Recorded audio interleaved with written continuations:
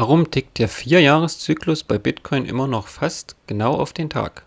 Obwohl jetzt ETFs, Firmen wie Strategy und sogar ganze Länder mitspielen.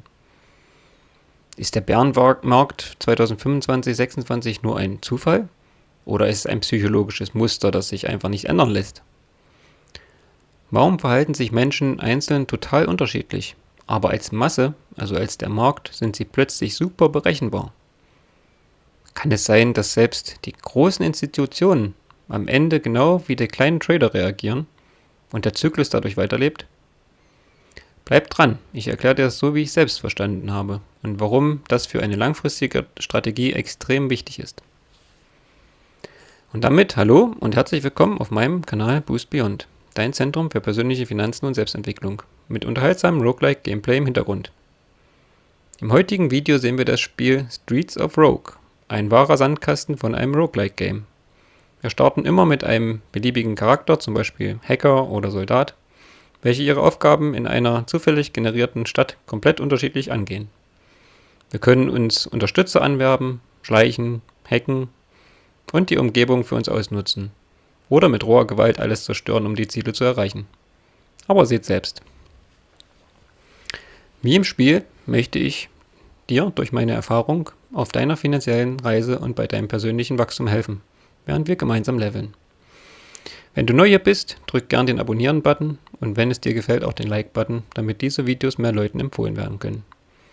Das heutige Thema wird sein, warum der Vierjahreszyklus bei Bitcoin trotz ETFs und Institutionen immer noch läuft. Jedoch ein wichtiger Disclaimer am Anfang. Das hier soll keine Finanzberatung sein. Alles, was ich erzähle, ist meine persönliche Meinung, mein aktueller Wissensstand und meine Interpretation.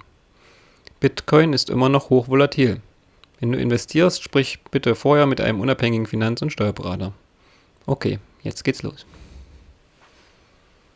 Also, warum läuft der klassische Vierjahreszyklus bei Bitcoin immer noch? Fast auf den Tag genau. Obwohl jetzt die großen institutionellen Anleger da sind. ETFs, Firmen, sogar Länder. Das ist eine der besten Fragen überhaupt, weil sie zeigt, dass der Markt trotz aller neuer Spieler immer noch von etwas sehr Altem gesteuert wird, von der Psychologie der Masse. Kurz zur Erinnerung. Nach Auffassung der Masse kommt der Zyklus vom Halving alle 4 Jahre. Die Belohnung der Miner halbiert sich. Damit ist ein neues Bitcoin-Angebot drastisch reduziert. Bei gleichbleibender und steigender Nachfrage steigt natürlich der Preis. Das war 2012, 2016, 2020 und 2024 wieder so.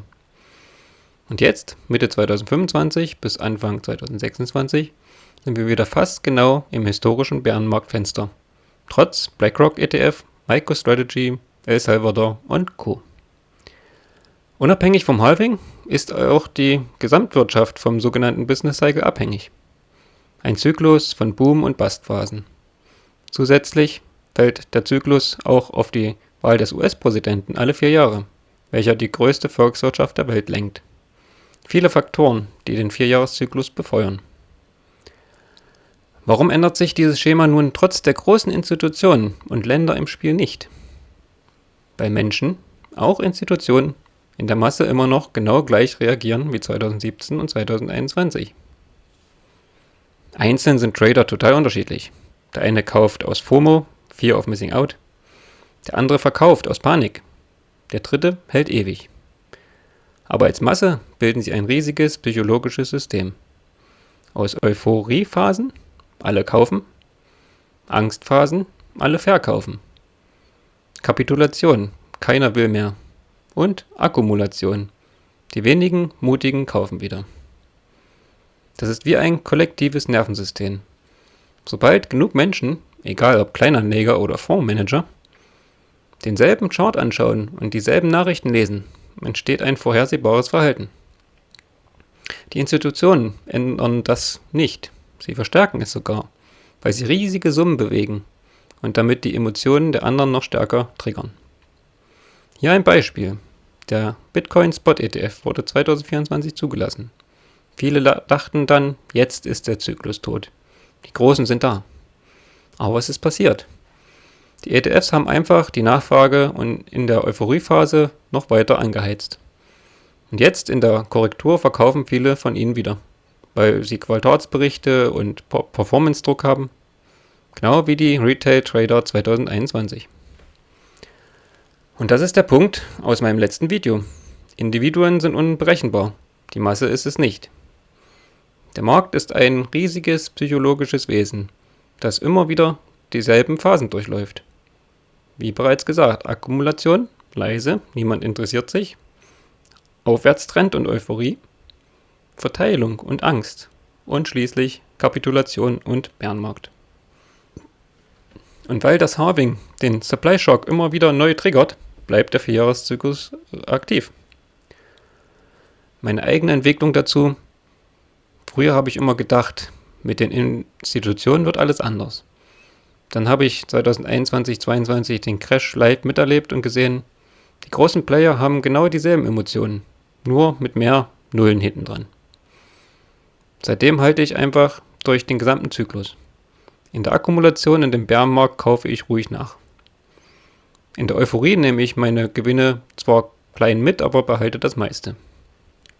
Und ich nutze die Zeit, um meine Craft zu verbessern, also mein eigenes Ding zu tun, Sport zu machen und meine Zeitpräferenz immer weiter zu senken. Das ist für mich der entspannteste Weg. Den Zyklus nicht timen wollen, sondern ihn ausnutzen.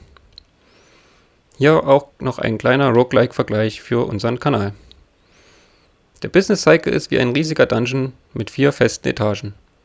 Die Institutionen sind jetzt die großen Bosse auf jeder Etage, aber die Mechanik des Dungeons hat sich nicht verändert. Wer versucht, jeden Miniboss einzeln zu timen, der stirbt. Wer den gesamten Run einfach durchhält und am Ende des Zyklus stark ist, gewinnt. Am Ende noch ein paar kurze praktische Tipps aus meiner Erfahrung. Ignoriere kurzfristiges Timing. Kaufe stattdessen monatlich fix über ein Dollar-Cost-Averaging. Nutze den Bärenmarkt bewusst zum Stacken. Genau jetzt, in 2025, Anfang 2026, ist wieder die beste Phase dazu. Halte mindestens 10-20% deines Portfolios in Bitcoin langfristig. Den Rest kannst du diversifizieren oder noch mehr Bitcoin kaufen. Nutze die ruhigen Phasen, insbesondere für Selbstentwicklung, wie Sport, deine eigenen Skills, Stoizismus. Und tracke nur den Zyklus, nicht nur den täglichen Preis. Das spart enorm viel an mentaler Energie. Kurz gesagt, der 4-Jahres-Zyklus lebt weiter, weil die Psychologie der Masse stärker ist als jede Institution. Wer das versteht, hört auf zu kämpfen und fängt an, mit dem Zyklus zu reiten. Entspannt und langfristig. Was denkst du?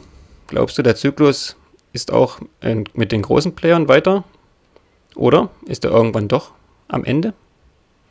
Schreibt mir das gerne in die Kommentare. Wenn dir das Video bisher gefallen hat, lasst mir gerne ein Like da und abonniert den Kanal, damit er mehr Leuten vorgeschlagen werden kann, um auch deren Investitionsverhalten und langfristiges Denken zu verbessern. Schreibt mir gerne in die Kommentare, ob wir das Hintergrundspiel weiter rotieren sollten oder bei einem Spiel bleiben sollten. Vielen Dank und bis zum nächsten Mal auf diesem Kanal.